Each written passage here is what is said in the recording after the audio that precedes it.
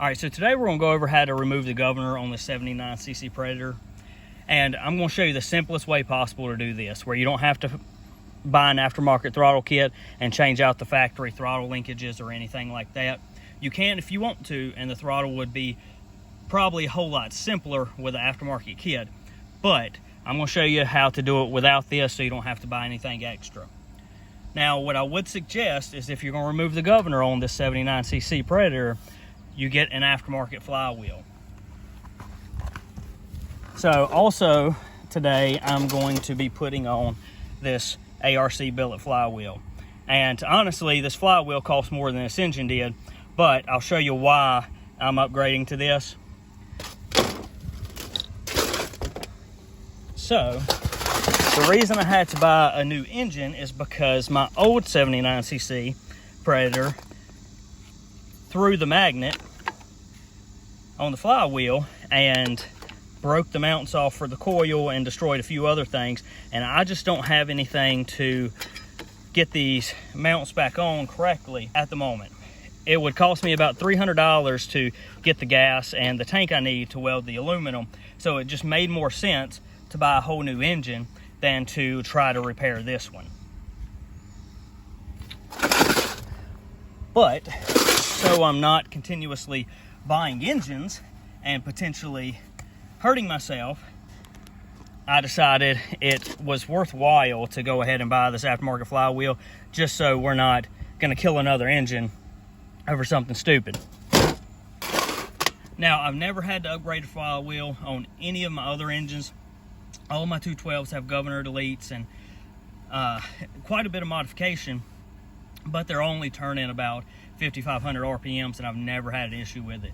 The 79cc is the first one I've ever had an issue like this with. But let's get to work.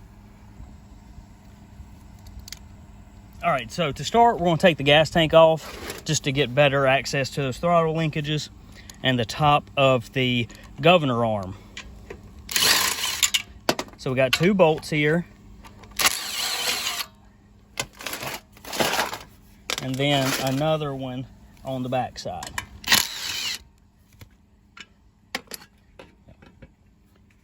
So tank is loose, we just got to get the hose off. We just have a little hose clamp, and we'll pull that hose off.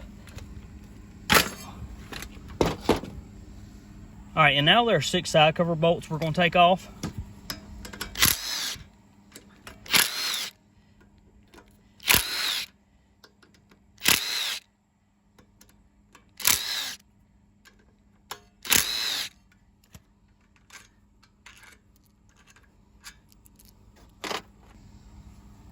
All right, we're gonna take a little pry bar, just wedge it back here, and just be gentle so you don't break the casting. And we're just gonna wedge this out a little bit. And when you're prying on the side cover, you wanna make sure you're not using any of the gasket surfaces to pry on. You don't wanna mar up those surfaces and cause oil leaks. You wanna make sure that you're using these tabs that aren't part of any of the gasket surfaces to pry on the side cover.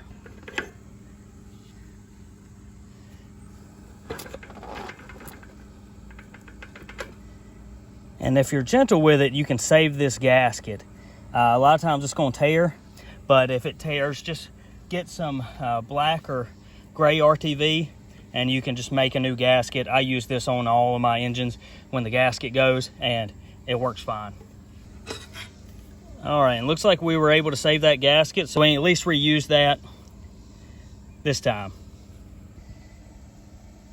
All right, so we got the side cover off, and sometimes when you take the cover off, the cam here will come out with the side cover. If the cam does come out with it, just make sure that when you put this thing back together, that this timing mark on the cam here, this little dot, lines up with the timing mark on the crank here. And you just rotate the crank until you're able to slide the cam in place and those 2 marks line up. But if we look right here, this little black gear here, right there, that is your governor, and that's what we're going to remove. A lot of people remove this arm here too, the governor arm itself. You don't have to remove that. So that is what makes this so simple, is you can leave that governor arm in. We just need to get the gear out from behind it. Now in the past, I regularly took that arm out, but as long as you leave it in its same spot it's in now, it's not going to affect anything. It's fine to stay in there. It's not going to hit the crank or anything like that. And then you can maintain all your factory linkages. Now, if we look at the old engine, I have taken the governor arm out and I tapped the hole that it went in and put a bolt in its place so the factory linkages have a point to pivot off of, and just added a little spring there to help the throttle return. But you don't have to do that. You can leave the arm in without replacing it with a bolt. This is just another way of doing it. So this time I'm going to leave that arm in. All right, so to move that governor arm out of the way so we can get the gear out from behind it, we need to loosen up this nut right here so we can rotate the governor arm a little bit out of the way inside the engine. But we just need to be aware that the flat part of this governor arm is aiming straight back, so we can just orient it in the correct position when we tighten it back up. So this is a 10mm nut. We're just going to loosen it, and then we should be able to pry open this clamp a little bit and rotate that governor arm from the inside. So if you look, it's rotating. And if we look inside the engine here, that allows us to rotate that arm up towards the crank and have better access to that gear. All right, so we got the arm rotated out of the way, and a lot of people do this a lot of different ways, but there is a little clip underneath this little button here that holds this gear on. And if you hit that clip the right way, it'll loosen it up off of this shaft that this gear's mounted on, and you can pull it out. But I found the easiest way is just to take a long screwdriver and cut that gear in half and pull it out in pieces. Just be careful you don't knock a hole in your block. Okay. Now we'll work on the other side.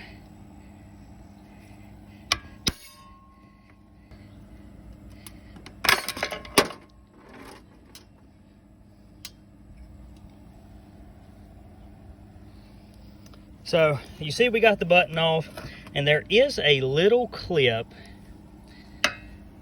right down here at the bottom of that shaft. And that's the one that you can tweak a little bit and possibly get the gear off. I've never had a lot of success doing it that way. I've usually just split this sprocket in half every time and pulled it out. All right, so hitting the little ring down there holding the governor on actually worked pretty good this time. If you can see it, it is that little clip right there that just fell off. And all I did was took the screwdriver, put it on the edge of it, and I hit it, and it deformed the ring and let it come off. So if that ring wouldn't have come off, we could have just cut this gear in half and pulled it out piece by piece. Since the ring is off, we can turn the crank to where the governor gear has a open path to come out, and just grab it with some pliers and pull that governor gear out. Now there is a little washer right there that a lot of people forget. Just make sure you pull that out too so it's not flopping around in the engine. Just take some carburetor cleaner and clean out all that debris.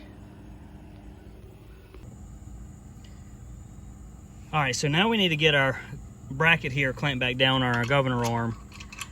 Now our governor arm is, the flat portion here is faced straight back again, because we don't want that arm getting in the way of the crank at any point. And we'll put our nut back on and clamp it down.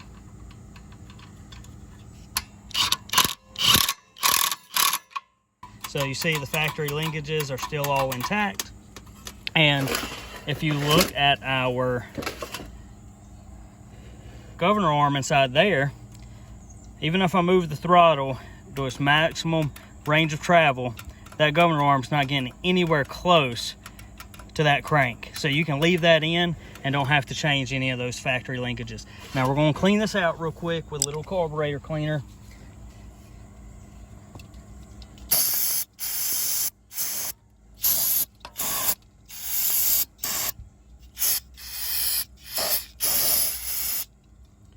We're just washing those plastic chunks down.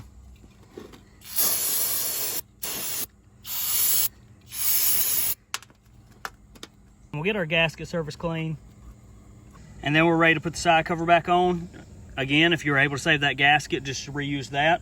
Or if you don't have a gasket and ruined yours, you can just use a thin layer of RTV. Just a thin layer is fine. You don't have to goop it on. And just make sure that your cam slides back in this little slot here.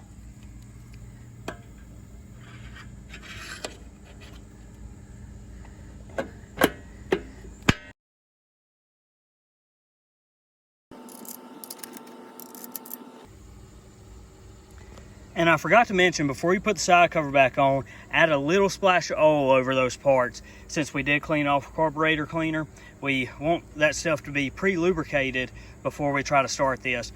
You could pour oil in afterwards, but some of those surfaces are pretty tight, so you want to go ahead and lubricate it before you put it all back together. Last is taking off part of this factory bracket. Now, if you wanted this engine to run at a single speed, you could leave this bracket on, but since this is going on a go-kart or in this case, a gas-powered Jeep Power Wheels, we want a variable throttle. So where it's not stuck at one speed all the time, we can, you know, pull the handle for the gas and it's increase and decrease RPM freely. So we're going to take off this factory spring.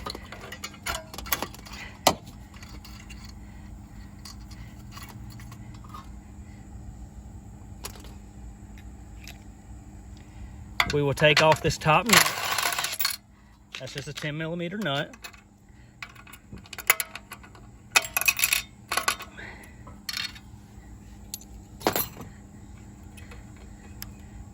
And we'll take off this little limiter screw because it's not doing anything anymore.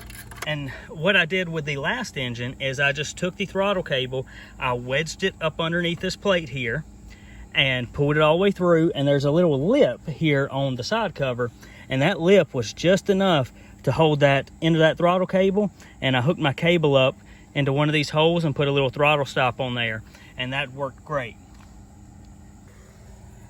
And as you can see with this engine, we had to add a little return spring to help that throttle return, so I'm going to move that spring over to the new setup. And you can see I'm mounting the return spring to the gas tank mount. I don't use the top mounted gas tank on this build, but if you're still using your gas tank, just find another place to mount that return spring.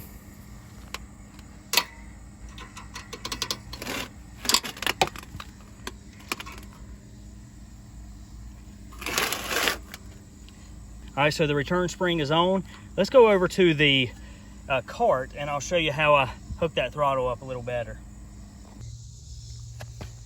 All right, so we got a throttle cable.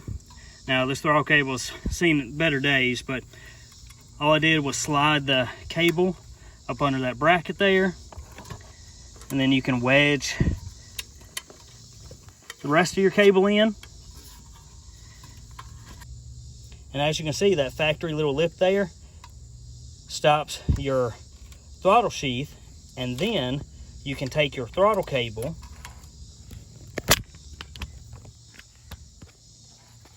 and run it through one of those holes there and put you a little throttle stop on the end of it to lock it on, and you got a working throttle.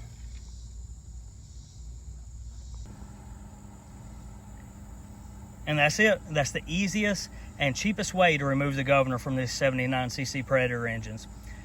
And with the aftermarket flywheel, I will say I ran this engine for about 3 or 4 years before it finally threw the magnet from that stock flywheel and essentially debilitated the engine. But I didn't run the engine a whole lot either. It had a decent amount of use, but I wasn't running it every single day, every single week. It'd get run maybe every couple weeks. So just keep that in mind. I'll see you next time.